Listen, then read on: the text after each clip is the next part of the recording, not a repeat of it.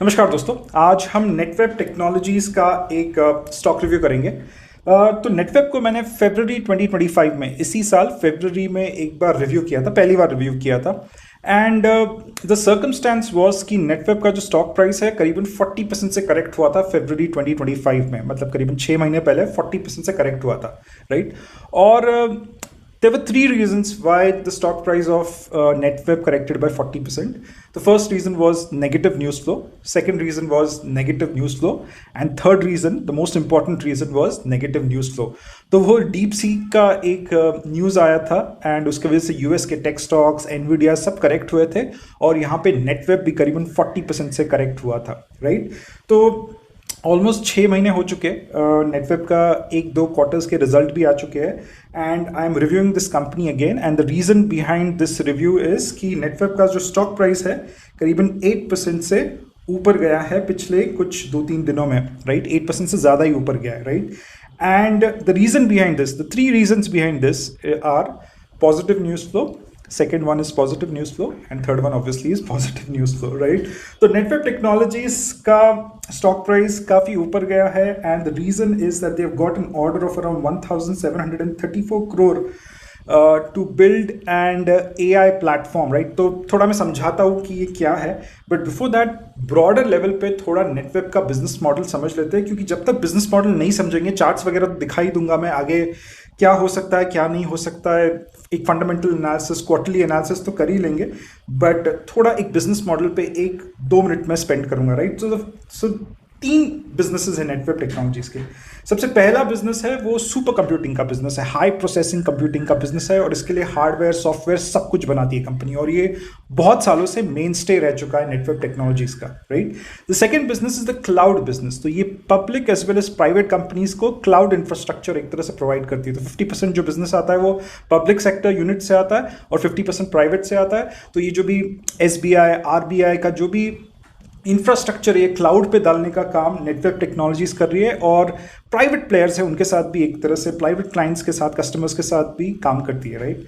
तीसरा बिजनेस जो सबसे क्रिटिकल बिजनेस है, जो फ्यूचरिस्टिक बिजनेस है एक तरह से, वो है AI का बिजनेस, जो आई थिंक 12% कंट्रीब्यूट कर रहा था 2 क्वार्टर्स पहले अपने टॉप लाइन को। बहुत रिसेंटली करीबन 25% कंट्रीब्यूट कर रहा है और मुझे लगता है कि अगले 1-1.5 साल में ये इजीली 60-65% कंट्रीब्यूट करेगा अपने टॉप लाइन को, राइट। तो करीबन 18,000 करोड़ का मार्केट कैपिटलाइजेशन है, राइट। तो ये AI का बिजनेस है क्या बना क्या रही है? LLM मॉडल्स बना रही है क्या नेटवेब टेक्नोलॉजीज? नहीं, राइट। क्या GPUs बना रही है जैसे एनवीडिया जैसे? नहीं, वो भी नहीं बना रही है। तो क्या होता है कि आप समझ लीजिए एक आप इमारत बांध रहे हो, उसका फाउंडेशन है, राइट। फाउंडेशन जो है आर्टिफिशियल इंटेलिजेंस का वो एनवीडिया रख रहा है अपने GPU चिप्स के साथ। तो नींव जो है वो एनवीडिया ने रखी है, राइट। अब वो फाउंडेशन के ऊपर एक इमारत बनेगी, राइट। एक इंफ्रास्ट्रक्चर बनेगा, एक प्लेटफॉर्म के ऊपर एक इंफ्रास्ट्रक्चर बनेगा या प्लेटफॉर्म बनेगा, राइट। इंफ्रास्ट्रक्चर बनेगा, वो इंफ्रास्ट्रक्चर जो है वो नेटवेब बना रहा है और जब वो इमारत बन के उसके अंदर लोग रहने आएंगे तो वो LLM मॉडल्स जो है, चैट GPT या फिर जेमिनाई या फिर परप्लेक्सिटी, वो एक तरह से आप समझिए लोग हैं, राइट। तो बेसिकली नेटवेब टेक्नोलॉजीज ना GPUs बना रहा है, ना वो LLM मॉडल्स बना रहा है, वो बेसिकली एक इंफ्रास्ट्रक्चर बना रहा है जो GPUs के ऊपर एनवीडिया का एक आर्किटेक्चर होता है, ब्लैकविल नाम का एक आर्किटेक्चर होता है, उसके ऊपर एक प्लेटफॉर्म, एक इंफ्रास्ट्रक्चर जो है वो नेटवेब टेक्नोलॉजीज बना रहा है ताकि इंडियन एंटरप्रेन्योर्स, इंडियन इंजीनियर्स उसके ऊपर अपने LLM मॉडल्स बना सके, राइट। तो ये बेसिकली लार्जर लेवल पे एनवीडिया अगले 2-3 सालों में करने वाला है और ये 1734 करोड़ का जो बिजनेस मिला है या फिर ऑर्डर बुक मिला है इसको, it is pertaining to this third business which Nvidia wants to build, right. तो एनवीडिया का स्टॉक चार्ट दिखाता हूं मैं आपको। तो if you look at the stock price 2200 से करीबन 3000 तक ऊपर गया है, काफ़ी ज़्यादा वॉल्यूम दिखा है यहाँ पे। आप जब एनवीडिया का स्टॉक चार्ट देखोगे, if you look at the stock price over year and if you look the P over year, right, तो ये सेम टाइम है, राइट। करीबन जो 6 महीने पहले का एक तरह से वक्त है, तो आपको P जो दिखेगा 180 का P दिखेगा and the stock was trading at around 2800, right. उसके बाद P करेक्ट हो गया, राइट। यहाँ पे P जो है वो करेक्ट हो गया, उसी तरह स्टॉक प्राइस भी करेक्ट हो गया and for the last 6 odd months एक तरह से एक फ्लैटिश P, करीबन 80 के P पे ये स्टॉक ट्रेड कर रहा था।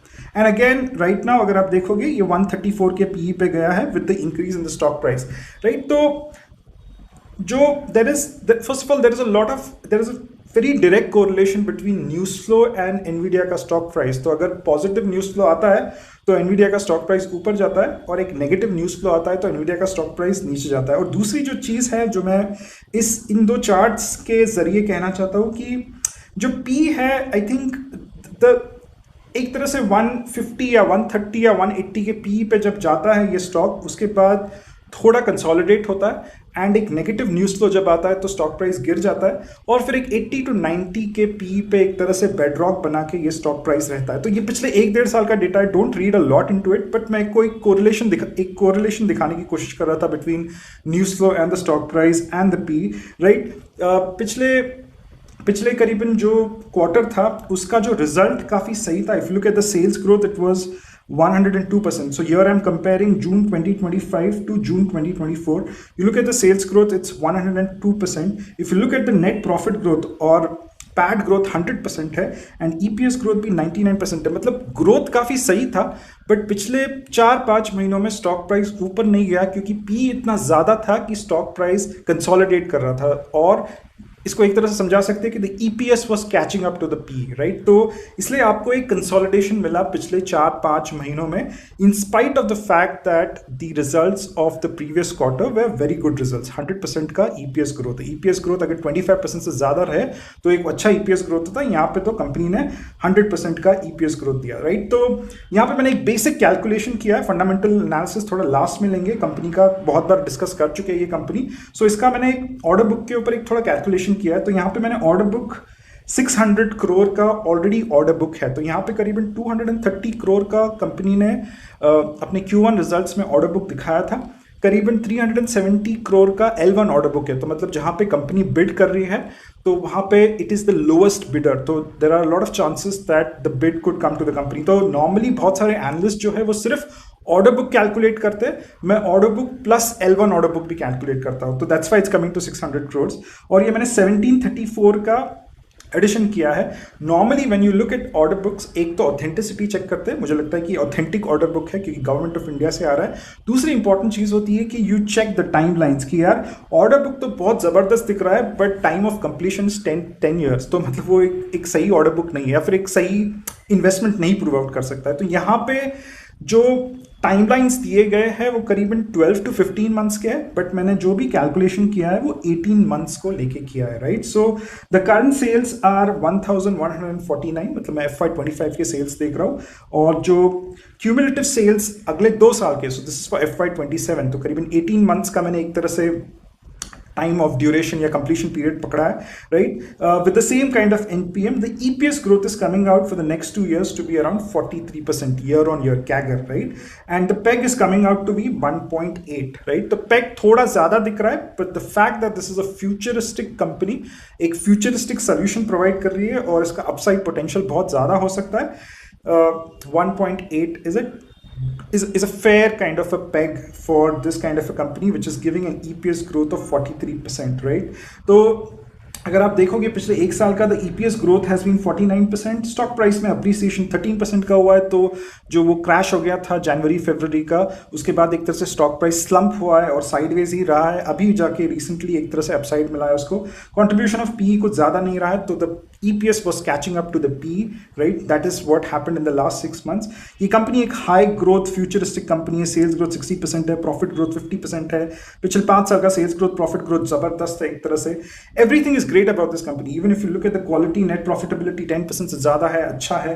ROE ROC 30% से दोनों ज़्यादा है। ROC तो 45% है, ROE 31% है। सिर्फ एक प्रॉब्लम है इस कंपनी में, CFO to EBITDA 0.1 है। तो अपने जो क्लाइंट्स है, ज़्यादातर जो PSU क्लाइंट्स है, गवर्नमेंट क्लाइंट्स है, RBI SBI, उनसे ये कंपनी एक तरह से प्रॉफिट्स तो दिखा देती है, बट कैश जो है या फिर रेवेन्यूज एक तरह से या कैश फ्लो जो है वो एक तरह से अपने पास नहीं लेके आती। तो that's why the CFO to EBITDA is 0.1, but इसके बावजूद भी डेट टू इक्विटी 0 ही है। तो कोई ऐसा वर्किंग कैपिटल डेट वगैरह इस कंपनी ने कुछ लिया नहीं है, right. Free cash flow negative company है, राइट। पी जो है, मैंने कहा कि पिछले 5 साल का मीडियन पी करीबन 80 to 90 का बेडरॉक बना के चलता है। यहाँ पे पिछले 5 साल का पी 100 है, राइट। Current P is 134। मेरे को लगता है कि over a period of time फिर से ये स्टॉक प्राइस जो है वो कंसोलिडेट करेगा साइडवेज।